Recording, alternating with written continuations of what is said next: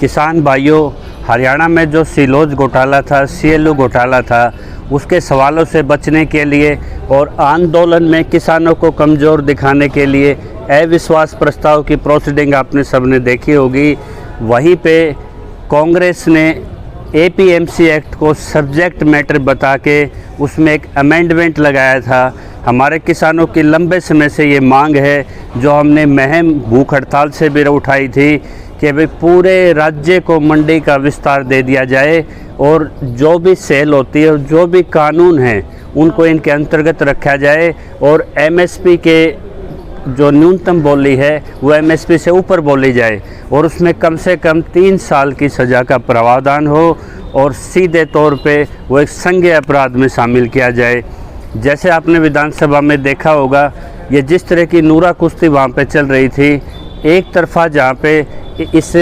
जो APMC act में MSP की बात रखी उसको ठुकरा दिया गया, एक सुप्रीम कोर्ट के केस का हवाला दिया गया। वो उन 3 मंडी के कानूनों पे स्टे था। एमएसपी का जब कोई प्रावधान नहीं है, कोई उस पर डिस्प्यूट या उस पर कोई डिबेट ही नहीं है किसान और सरकारों के बीच, कहीं वो सब जुडिस भी नहीं है, तो वो सुप्रीम कोर्ट का फैसला ना पत्रकारों को उसका रेफरेंस मिला।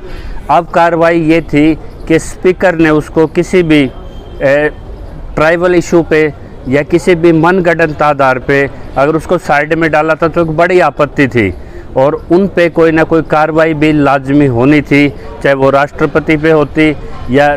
जुडिशल रिव्यू में जाके होती। जब आंदोलन में ये देखा कि किसानों ने कांग्रेस के भी इस्तीफे मांगने शुरू कर दिए हैं और उन विधायकों के भी इस्तीफे मांगने शुरू कर दिए हैं जो निर्दलीय थे लेकिन यहाँ किसान के साथ खड़े थे, लेकिन विधानसभा में पुरजोर तौर पे किसान के साथ ना होकर किसान के विपक्ष में उनने वोट दी। तो अब सवाल ये उठता है कि एपीएमसी पे एमएसपी कानून लागू करने के लिए,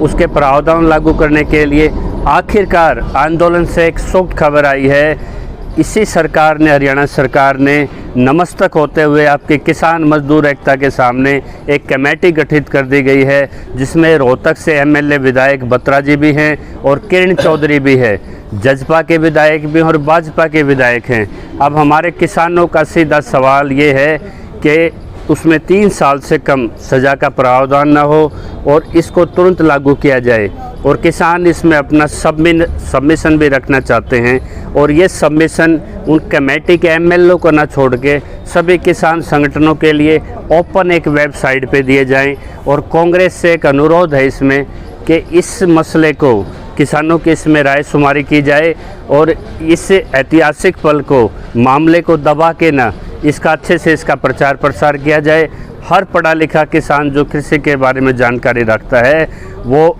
मंडी निश्चित तौर पे एक सब्जेक्ट मैटर है, एग्रीकल्चर का, स्टेट का ओवंड है वो। लेकिन जिस तरह से इन्होंने 33 एंट्री में जाके 9 शेड्यूल में कोविड काल में मोदी जी ने 3 कानून बनाए हैं, तो कोई राज्य इस पे कानून संशोधन के लिए नहीं रोक सकता। ये कमेटी गठित हुई है, बहुत अच्छी खबर है। तो किसान इस पे अपने अपने सबमिशन दें और कांग्रेस इसमें किसानों के सजेशंस के साथ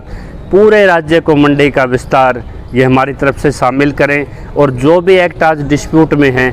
उनकी भी कोई भी कंडीशन है उनको भी subject matter to general clause की डेफिनेशन में ला के इसमें शामिल करें और किसान के लिए एक बहुत अच्छी खबर है। जय किसान।